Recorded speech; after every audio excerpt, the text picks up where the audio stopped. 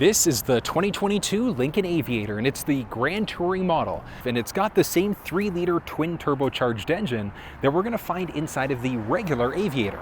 But here's the kicker. It's got a nano electric motor, which makes this bad boy a hybrid. Now, it does have a decent amount of range. It's 21 miles or about 34 kilometers up in Canada. Now, on top of that, in Canada, it's strictly available as the Grand Touring, which is more or less a fancier reserve.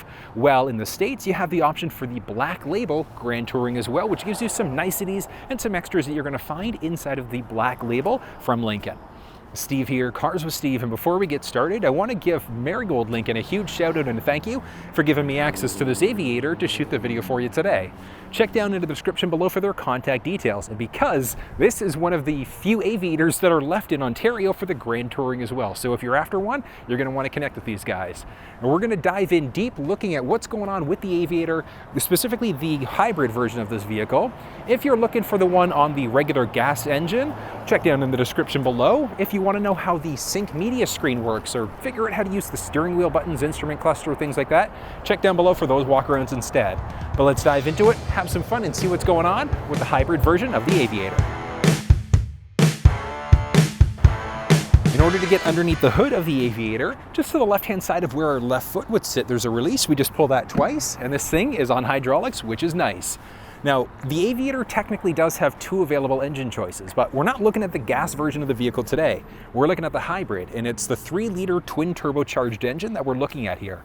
The thing also has a nano electric motor, so it pushes out way more power in comparison to the regular gas engine. Power-wise, this bad boy is able to push out 494 horsepower in an impressive 630 pound-feet of torque. That is mind-blowingly amazing. So if you're looking for something a bit more powerful than the regular Aviator, the hybrid is definitely the way that you're going to want to go. Now, taking a peek underneath here, we do have our fire cover along the top. We've got our support bar along the top there as well, and nice metal feel to it. We can easily top up our fluids if we want to, and then checking the oil, a little bit more challenging all the way towards the back of the bay there.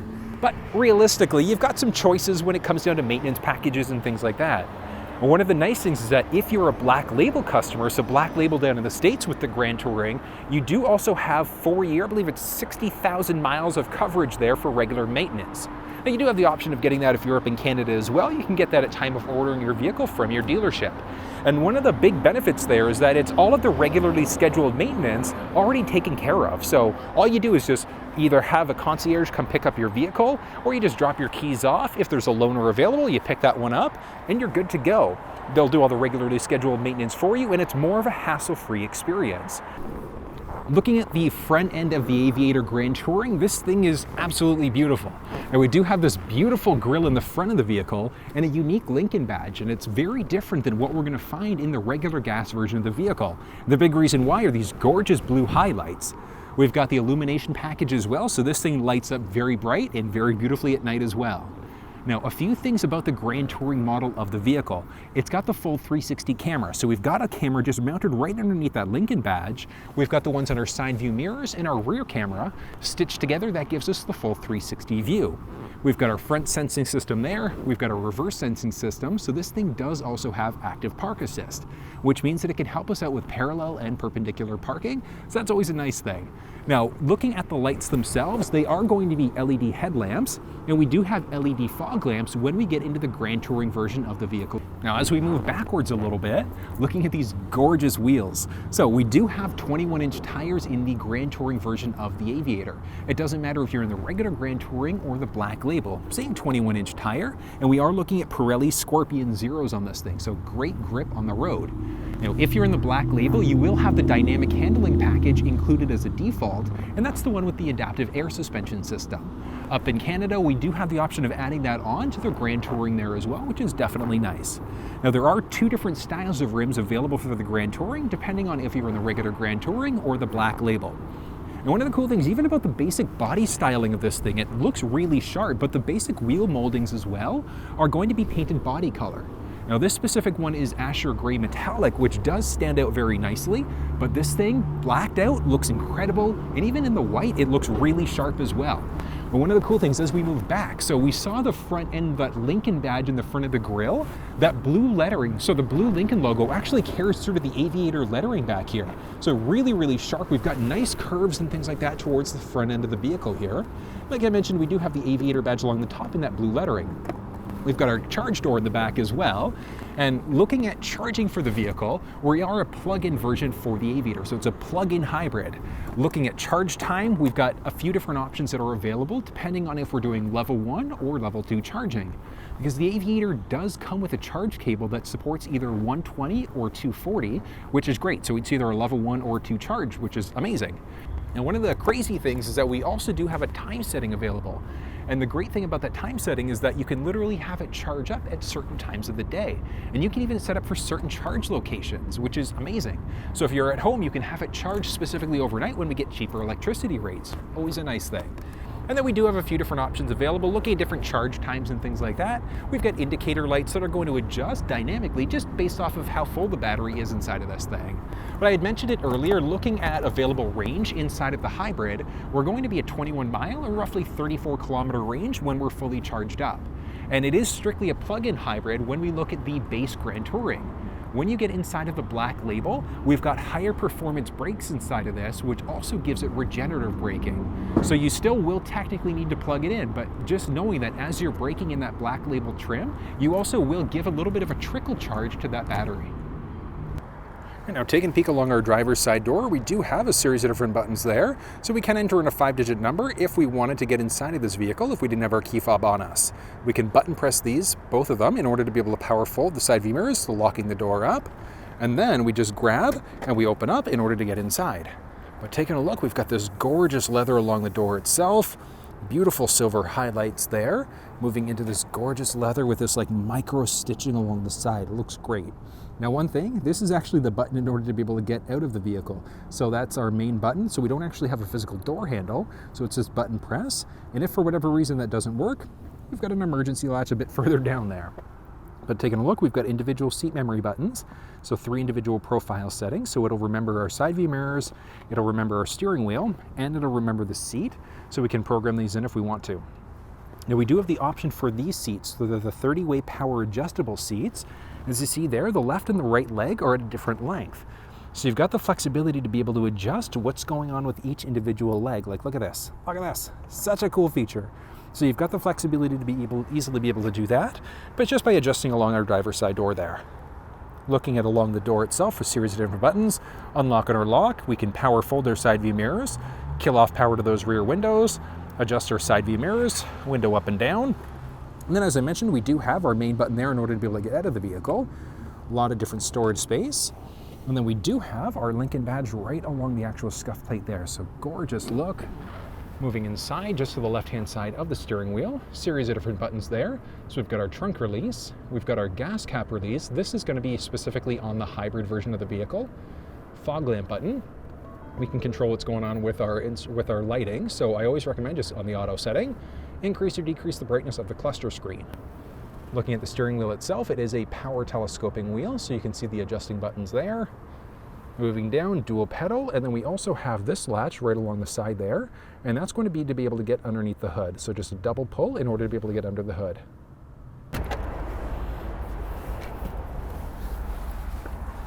Whew.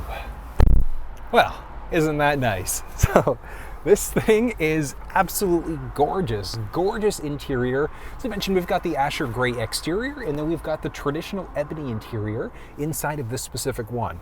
Nice highlights all through it, but let's go through some of the basics. And the first one that we're going to look at would be the seat adjustment. One of the great things about the Aviator is that we actually adjust the seats on the door itself, and that's going to be the same for the driver passenger side. So we've got a series of different buttons along the very side there. We do have one that's going to move that headrest backwards and forwards there, so we can kind of see it going up and down as we go, which is definitely nice. We've got another one for the backrest, so we've got some back support there. We can have this thing recline forwards, backwards, move our seat forwards, backwards, up and down. And then one of the cool things is that in certain versions of the vehicle, when we get into the ones with the active motion seats, so those massage chair seats, we can also adjust each individual leg. So it's a 30-way adjustable. And when I see each individual leg, it's each individual leg cushion we can move up and down just for that more comfortable fit based off of ourselves. And one of the great things is that it's got seat memory. So we've got 3 different seat memory buttons there. So if you have multiple people driving the vehicle, you can easily set that up for different people. You can also set up your steering wheel and the side view mirrors. So once you've got that perfect position, you're just going to press and hold 1, 2, or 3, and then it's going to save your own personal preference. Now, one of the great things is that we have some base settings there in order to be able to adjust the backrest, but inside of this sync media screen, we also have an additional option to adjust individual parts of the backrest also. So tons of different flexibility to really give this thing the perfect hug and the perfect position for what you're after. Now this is just going to be a basic walk around of the steering wheel, the cluster, as well as that media screen. If you're looking for a fuller walk around, you want to know how all this stuff works, check down into the description below because I have put together a comprehensive video. Now I am going to be touching off some basics of what's different inside of the hybrid version of the Aviator, but if you want to know everything about how this works, check down for that walk around instead. But a few key highlights here. Let's actually fire this thing up. Up it goes. Okay, now you can see my seat moving as well. And one of the great things about the Aviator, and a lot of the vehicles, well, all of the vehicles in the Lincoln lineup, is it's got an easy entry-exit feature. And one of the great things about that is that what's going to happen is when you turn the vehicle off, see, the seat will back up as well, which is great because it just helps you get in and out of the vehicle a little bit easier. Now, we do have the dynamic handling package available inside of this thing as well. And one of the great things about that handling package is it literally can lower the vehicle if you want to get in and out a little bit easier. You do have the option for running boards directly from the factory if you wanted to go that route, or you can have the dealer install it aftermarket. Now, there are a lot of things to this vehicle. We do have a voice command prompt up along the very top where we grip our steering wheel, and that's going to be in order to be able to change songs, radio stations, and navigate using our voice. But if we were hooked up to the screen using either Android Auto or Apple CarPlay, we can use this in order to either launch our Google or our Siri assistant, which is amazing. We've got some basics for our audio control. We've got our adaptive cruise control system, which if you don't know how the adaptive cruise works, like it's such an amazing system if you've never used it before. If you've got a heavy foot, I definitely recommend figuring out how the adaptive cruise works. And the big reason why, it's a psychological play. Because if you tend to speed excessively, one of the great things about that system is it's a set it and forget it cruise. So you set it at, let's say, 110 kilometers an hour on the highway. Maybe a bit faster if you're a lead foot, but if you set it at whatever speed on the highway, if the car in front of you slows down, yours will automatically brake and then it can pick you up to your set speed again. So it is great that way. We've got some hideaway buttons as well, which is great. So as we push different buttons there, it's going to hide and show different buttons on the wheel itself. The pad on the right-hand side, well, the pad on the left, as I mentioned, is going to be for our basics there in order to control our audio. So we can go up and down, we can change stations, etc. Off to the right-hand side, we've got another control in order to figure out what's going on with that cluster screen. It's a fully digital screen and it looks absolutely beautiful. One thing that's different that I'm going to highlight inside of the Aviator, we do have our electric range, so we can see exactly how much range we have left inside of the vehicle. Always a nice thing. This thing does have paddle shifters, so our minus and plus buttons there, which is great. So you've got the flexibility of changing gears out on the fly if you wanted to. Oh, I'm getting a little bit toasty here. And I'm getting toasty because this thing does have heated and ventilated first row seats, but we do also have the option for those heated and ventilated second row seats. We'll touch base on that one in just a moment. But we are push button start inside of this vehicle. That's across the entire Grand Touring lineup, whether you're in the regular Grand Touring or the Black Label. And we do have Ford Sync 3 media screen. I do wish they had upgraded to the Sync 4 screen because it gives wireless Android Auto and Apple CarPlay. Oh, not there yet, unfortunately, but we at least have wired Android Auto and Apple CarPlay, which is great. We've got a few USB ports just right along the center stack there, and we can easily plug ourselves in. But we do have factory navigation inside of this thing, and it is super responsive, which is great. We can easily do a pinch to zoom. We can search using GPS coordinates. We could search using our voice by pressing the voice command prompt on the steering wheel. We can look at point of interest icons. We can save in a number of different addresses, give them all sorts of nicknames and things like that. But some key highlights to point out in the screen, we've got a number of different presets available, up to 30 presets that can be a mix of Sirius XM, AM, FM, all of that fun stuff. We can hook up a number of different devices to this vehicle, and then we can set a connection priority. So if you've got multiple people in the vehicle, it's whose device will be connected to first. As I mentioned, we do have factory navigation, and then a series of other different settings that are available. So we've got our base sound settings, some things for driver, well, some things, so many things for driver assistance. So we've got the regular cruise, adaptive cruise, and the intelligent cruise control. The intelligent cruise is an interesting one, and it's all based off of speed sign recognition. So if you've got the adaptive cruise control system turned on, you flip on the intelligent as well. If the vehicle recognizes that the speed's dropped, let's say from 100 down to 80, and if you've got a tolerance level set at 0, it's going to slow the vehicle down automatically. So it's a great system. We've got some pre-collision assist systems, so the vehicle can slam on the brakes automatically for us if it senses a potential collision. We've got reverse brake assist, so if we're backing up and the vehicle senses somebody behind us, it can slam on the brakes for us, and it can also give us a warning letting us know of a potential collision. And one of the great things is that you can turn these things off if you really, really don't like them, because I know some people aren't a fan of these collision systems and warnings and things like that, so you do have the flexibility to turn them off if you wanted to. As always, typical Lincoln styling, we've got our blind spot system. So our side view mirrors are going to highlight orange when somebody's entered the blind spot on either side of the vehicle. And one of the great things is that if you get the trailer tow package directly from the factory, that also includes the trailer blind spot. So what that means is that we would enter our trailer dimensions into the vehicle, and then if the vehicle senses that there's somebody that's in our blind spot of the trailer, it's going to highlight those things orange as well, letting us know that there's somebody in the blind spot for the trailer, which I think is a brilliant idea. We've got our trailer sway control and a number of other great features. And one other thing to point out, I guess I should say two other things to point out. Let's flip you around so you can see these different settings. Now looking at some specific options for the Grand Touring version of the vehicle. So on the main screen along the very bottom, we've got two different settings there. So our power flow as well as our charge settings. So if we look at the power flow, we can literally see exactly what's going on. So the engine is currently on due to the battery charging and the drive power. So you can hear the engine going right now, versus if we were in electric mode, that would obviously look different. And then we've also got our charge settings. So charge settings, as you can see, so time to fully charge, 3 hours at 240 or 10.8 hours on the 120, which is insane. So I was a little bit off there when I was outside. I said it was going to be 6 to 8 hours, a little bit longer than that. But we've got our base charge preferences, so we can have the time set up, which is great. So if we literally had a location set up here, we could set up certain times for when this thing's going to charge. Yeah, so must be at current charge location, so we need to actually be there. And we've also got our departure time set up. So it's interesting because the charge time setup, it looks fairly similar to this, but what you'd be able to do is set up what time you're going to be able to charge this thing up at different locations. So if you're at home, you can literally have it set up so that it's going to charge up during a certain time. We've got our departure time set up also, so this thing literally can precondition the cabin. So we can literally set up what times we typically leave, different times of the day, and we can clear it off, we can save it, we can have our cabin temperature automatically set up as well. So it's great because the vehicle literally will turn itself on, it'll precondition the cabin for us, so when we get inside the vehicle, it's ready to go. So I love the fact that we've got that flexibility to be able to do it. We can clear all if we wanted to go that route. Really, really nice setting there. Now if we move back, we go back to our settings.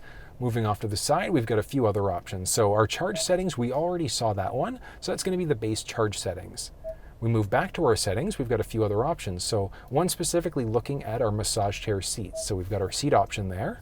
If we look at all of these individual settings, so we've got some options along the door to be able to adjust these things, but inside of this, we can adjust individual parts of the seat itself. So we can literally have it hug our body however we'd like it to. So if you really want to create more of that fit for you, this is a screen we're going to go to in order to do it. And you can do that for the driver and for the passenger side.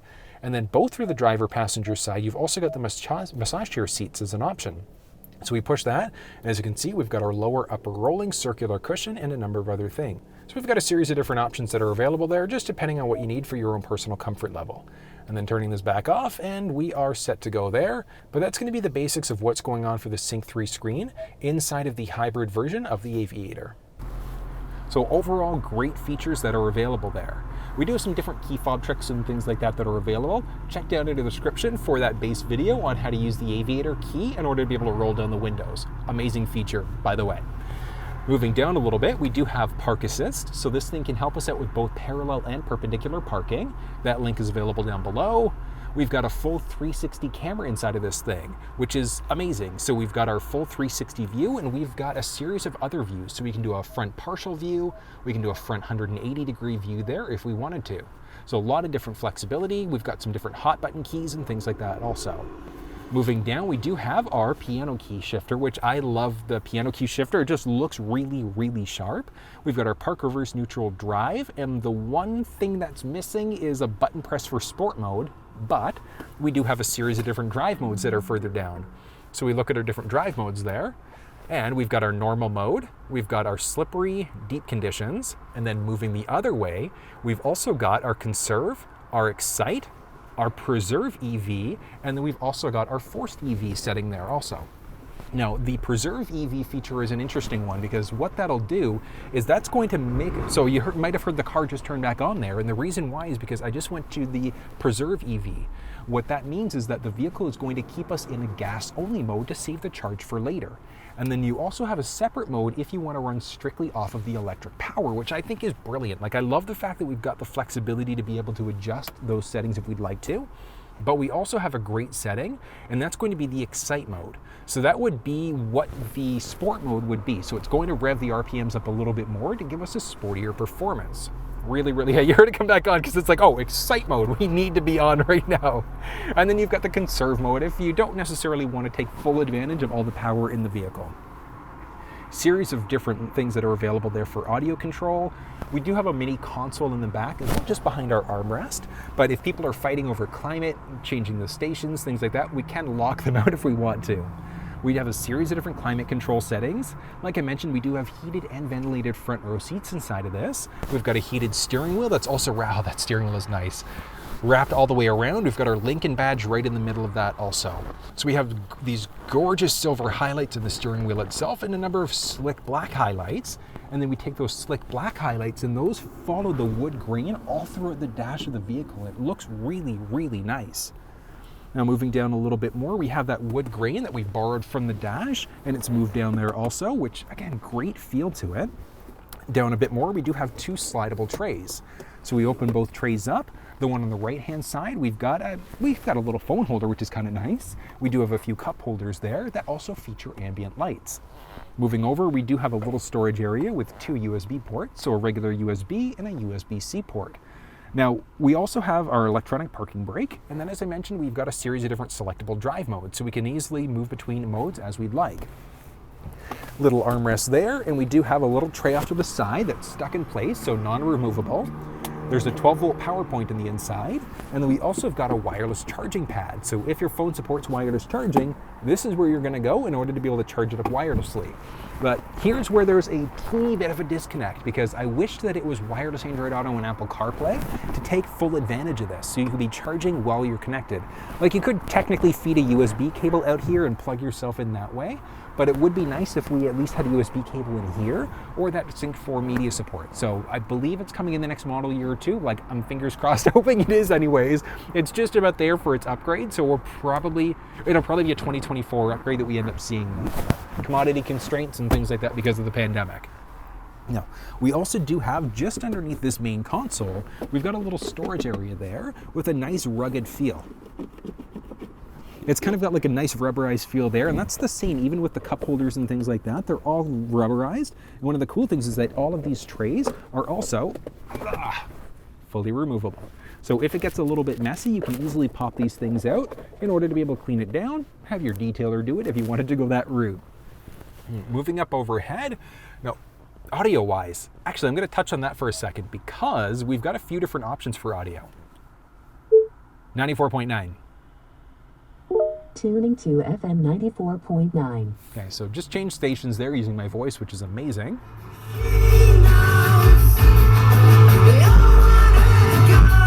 Okay, that is absolutely ridiculous. And the reason why is because it's a 20-speaker Revel audio system. Inside of the base Grand Touring, it's going to be just a 14 speakers, so the 300 pack or the Reserve down in the States. When you get up in Canada, the Reserve 1 or the 301 in Canada is going to have the 28 speaker system, which sounds, as you heard there, absolutely incredible. So amazing sound looking at what's pumped out, and you can literally see the speakers all over the place inside of this thing. It's unbelievable.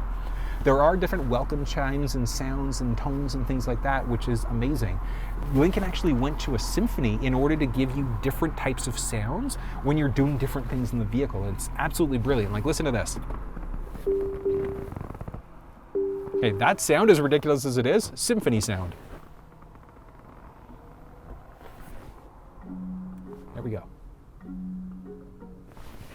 That's what I was waiting for. So those sounds are symphony sounds, which is amazing. So Lincoln literally went to a symphony, they recorded a number of sounds in order to give more of an immersive type of an experience. But overall, the styling inside of this thing is great. We do have our auto-dimming rear view mirror, which is amazing.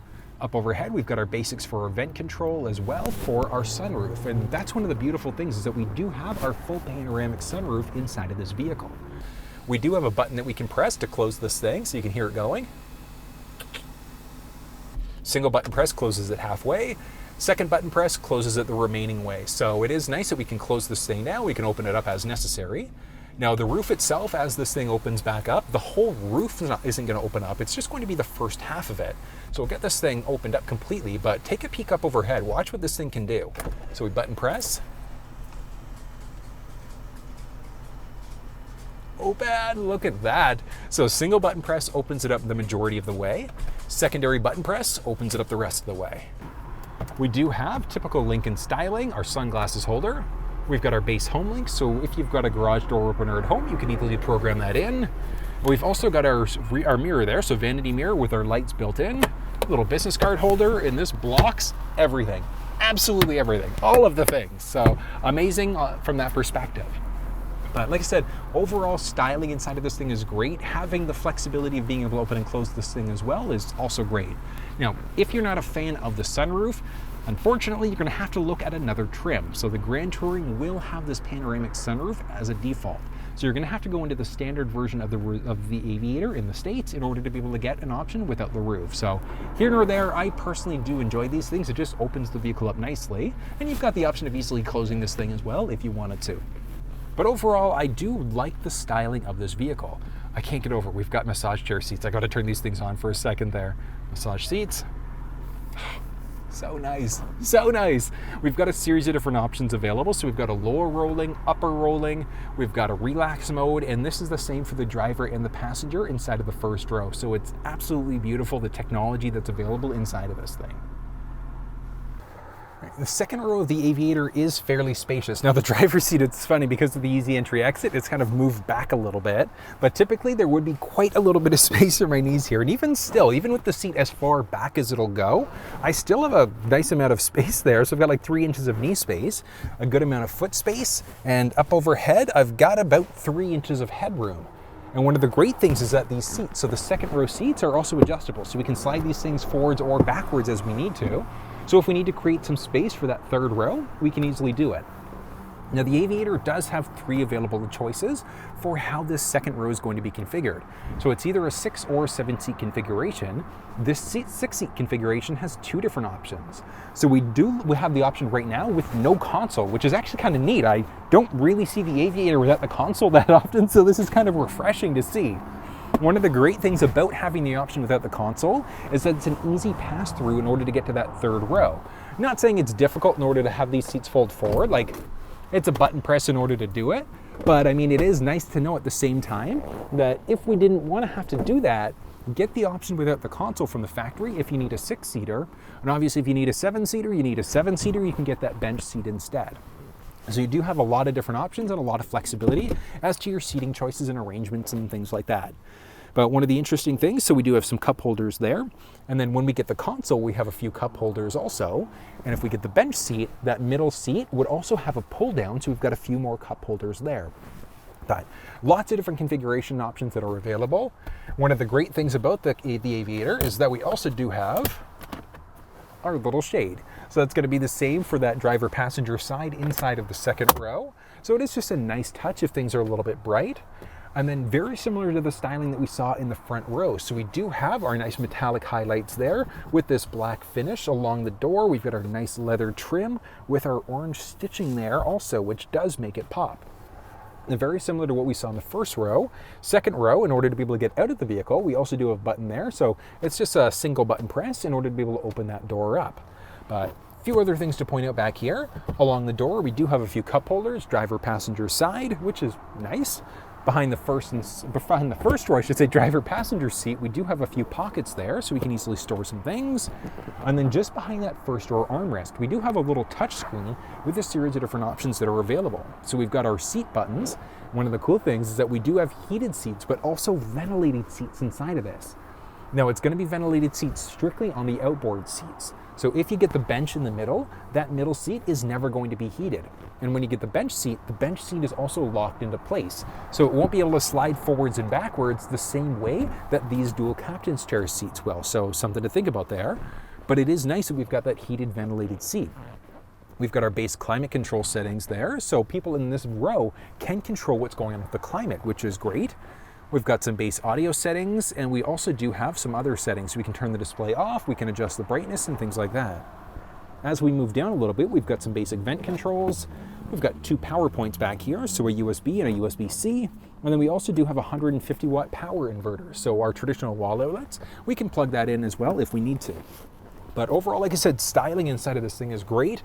As I mentioned, these seats do move forwards and backwards, but we can also recline it back a little bit if we wanted to. So it's always a nice thing.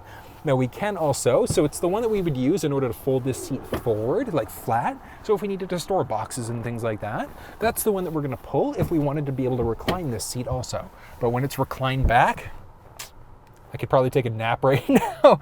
I'm exhausted. This is so nice. Not as nice as the driver and passenger seats because we've got the massage chair option, but still, this is fairly nice at the same time. But overall impressions of the second row were great. Let's take a peek at the third. Now, getting into the third row is pretty straightforward. Now, if we had the option with the bench seat, we could easily push a button just along the very top in order to be able to power slide this thing forward. But because this one has the easy pass through, we could literally just walk through the back there if we needed to. I mean, I'm 6 feet tall. I can more than easily get inside of this thing if I needed to. Let's pull the seat back.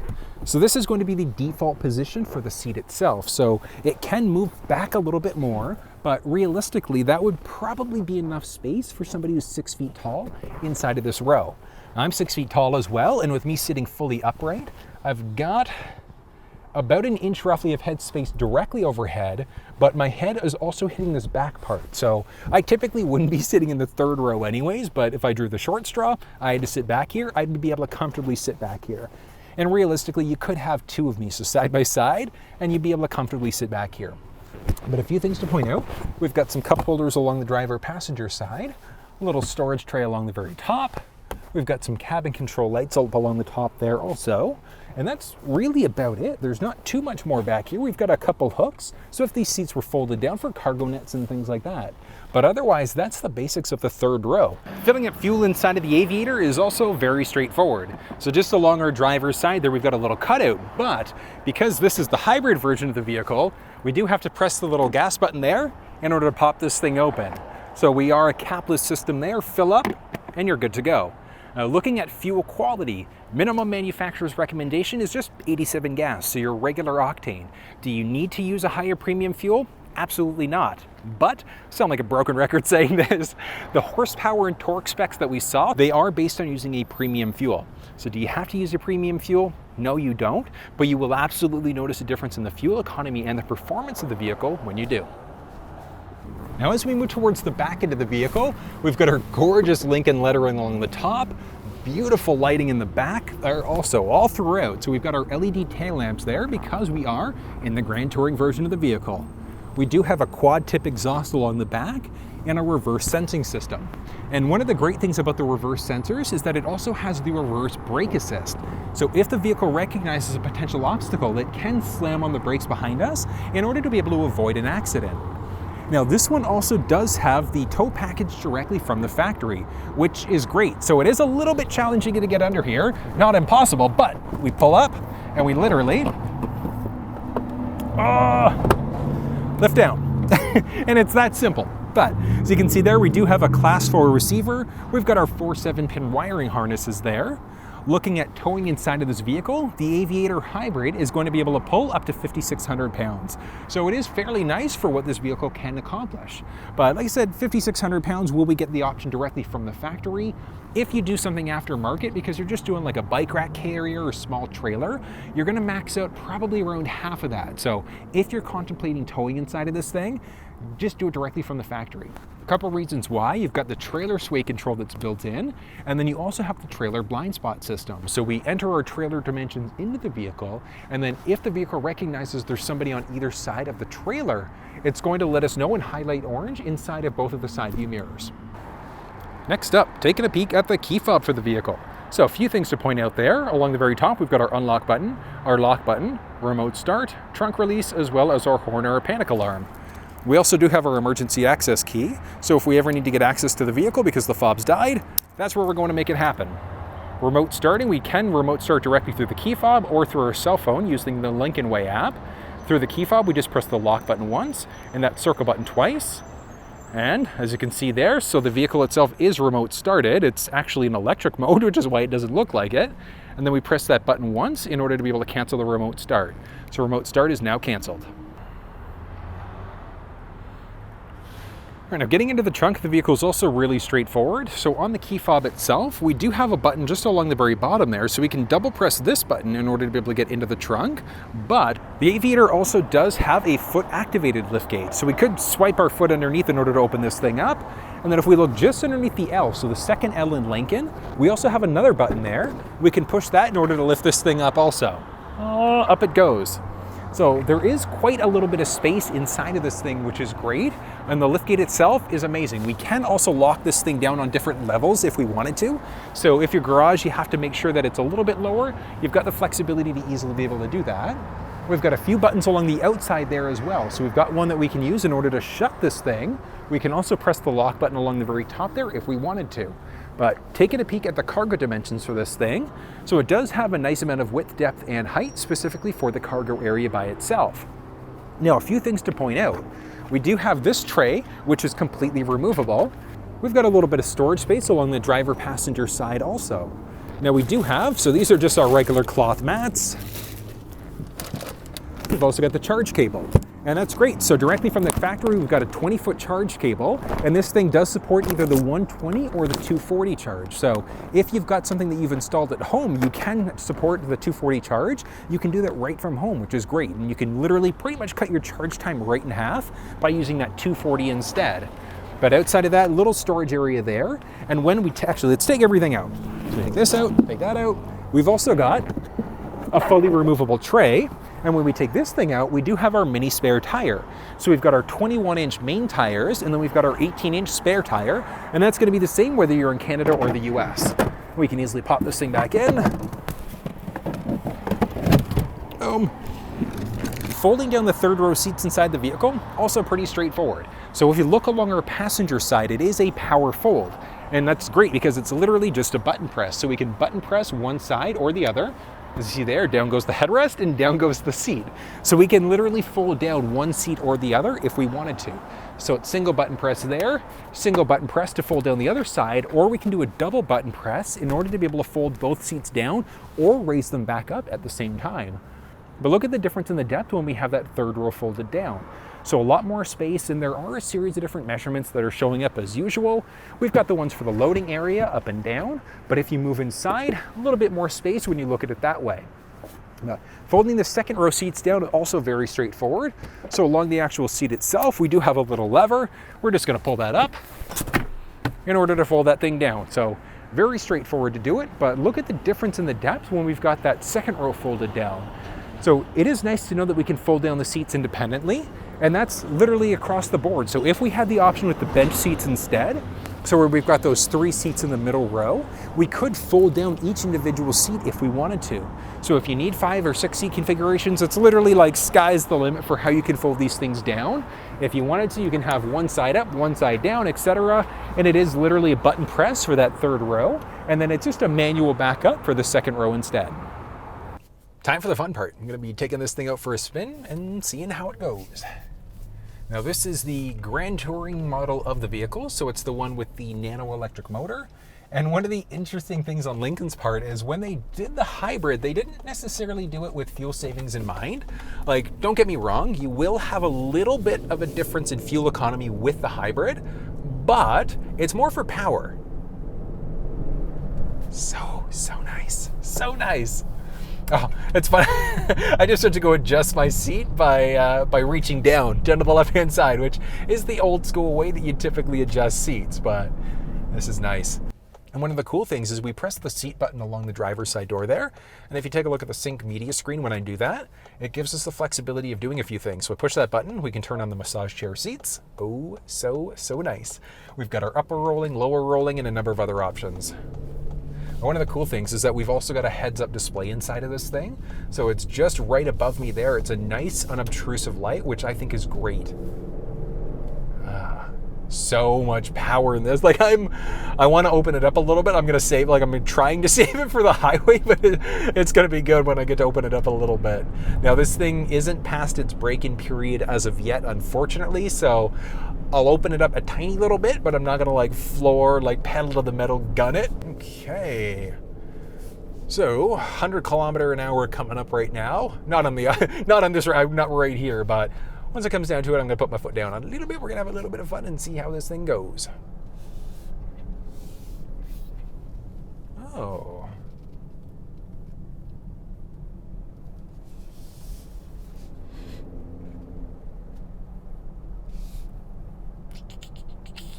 All right, and this is the pickup test. Take one.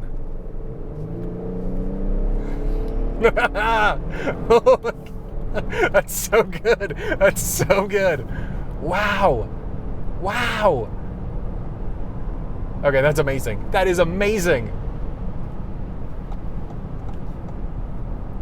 That's incredible. Absolutely incredible. Okay, the lane centering system is on, so look at this. The vehicle is literally keeping me balanced in the lane as we're around a bend. So dynamic bending, this thing literally can keep us in our lane that way. Now we do also have the option of adjusting how close or how far we are away from the vehicle in front of us. Yeah, there we go. Keep hands on steering wheel. It's not self-driving as of yet, unfortunately.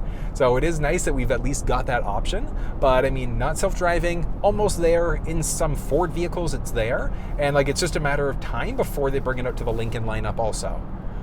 The ones I can think of, we're looking at oh, that's so cool. Oh, that is so cool. I did not know the heads-up display could do that. So we've got our blind spot system, so that lets us know if anybody's into the blind spot on either side of the vehicle. But in the heads-up display, it actually gave me a notification letting me know that somebody was in my blind spot. I've been doing reviews for 18 months. I've been in Aviators before. I have not noticed that feature until right now. Amazing. Amazing. Okay, that was impressive. That was impressive. All right, Lincoln, you've done well. You've done well. That is pretty nice. It's kind of cool. I do love the small highlights, the wood grain. I know some people aren't a big fan of the wood grain look. So if you're not a fan of that look, don't worry about it, because you do have the option of going for different silver looks and highlights and things like that. And even if you're not a fan of that, you could do a 3M wrap. You go to different body shops and detailers and things like that, they'll be able to do a full install for the wrap. So if you wanted to have the wood grain covered up with a faux carbon fiber, you could definitely do it. You could do it with real carbon fiber even if you really wanted to, if you've got the budget for it. It takes a little bit of time to get true carbon fiber just because of the epoxy coatings and things like that. But if that's the look you want, that's the look you want. So you've got the flexibility to be able to do it if you really wanted to. Oh, this is nice though. This is really nice. Oh, Bronco Sport test drive, eh? I wonder, will I be able to sneak by? Oh, this is toy. You know what? 360 cam time. Oh yeah. So good. Look at this. Look at this. Look at this. This is why the 360 cameras are so useful. It's so good. So good. All right, here we go. And there it is. Park, and one of the cool things, if we were in drive, if we were in reverse, whatever the case may be, we could literally just turn the car off. Look at that. And that beeping that we're getting, check rear seats. Make sure that there's nobody that yell behind us there. But that was an in-depth look at the 2022 Lincoln Aviator Grand Touring. What did you think? Good amount of power, good amount of technology and availability, but if you have any questions, not really sure which version of the vehicle you should go for, drop down in the comment section below. Let me know. We can bounce some ideas off of each other. But if you enjoyed this video, give it a thumbs up and share it with your social networks. And until I see you next time, take care. Now in Canada, it's strictly available in the reserve model. What? No, it's not. It's the Grand Touring model. looking at. One of the great things about the Aviator is that this thing also has a foot activated lift gate. So you've got a bag full of groceries, handful of kids, golf clubs, whatever the case may be. You're just gonna swipe your foot underneath. Really?